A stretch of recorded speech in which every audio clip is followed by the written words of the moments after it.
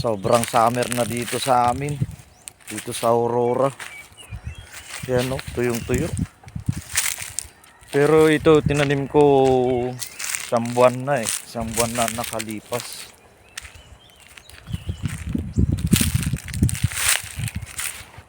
So sana makasurvive itong tanim natin. Yan, mga tanim ko na nyug. Parang hindi makakasurvive eh. Tapos ito na yung mga natumba nung bagyo ng bagyong Pipito. Ayan, pinakukulamber na lang. At nakakapanghinayang talaga yung mga nyug. Ilang taon mong inalagaan. Tapos sa isang saglit lang na bagyo ay natumba na. Ayan. Dami kong natumbang nyug. And then itong mga pinalit ko naman mga dwarf, pero ayan nga. Hindi ko alam kung mabubuhay ba kasi summer na. Summer, mayroon pang isang buwan. At ito pa,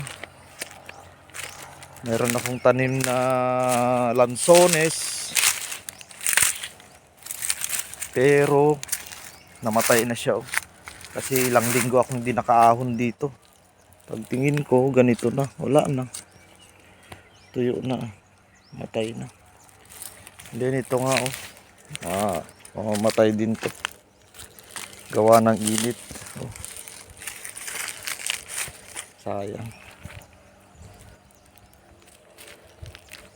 Pero mayroon din akong pinunla, nalakatan. Pero hindi ko pa ito may tatanim sa ngayon. Dahil gawa nga ng sobrang init ng lupa. Kapag tinanim natin to, mamamatay din ito. So ginaya lang natin yung mga napapanood din natin sa mga YouTube, sa mga vlogger din na magpunla. So para maparami mo kagad yung subwal, kailangan mo munang ganito, putulin, ibaon, para mas dumami siya.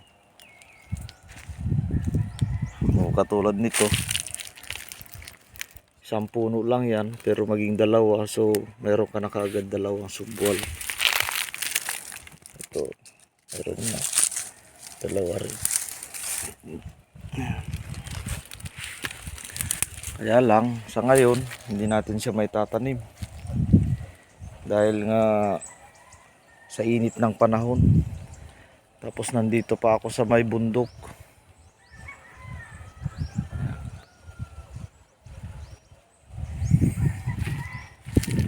Mga natumbang nyug, sayang talaga. So, tiis lang. At tanghali na, napakainit. Hirap na mag-spray. So, kailangan ko nang bumaba. At tanaw doon din ang dagat. So, yun lang, konting sharing. Ito. Ang aking abukado na mabuhay yan. At ayan ang aking service. Ready na, nakatali na. So, uwi na lang tayo. Sobrang init. At meron pa tayong ayan, natiba nating tordan. Hindi ko kasi napuntahan eh. Hinain na ng ibon. May napakinabangan pa konti. Yun lang. See you in my next vlog.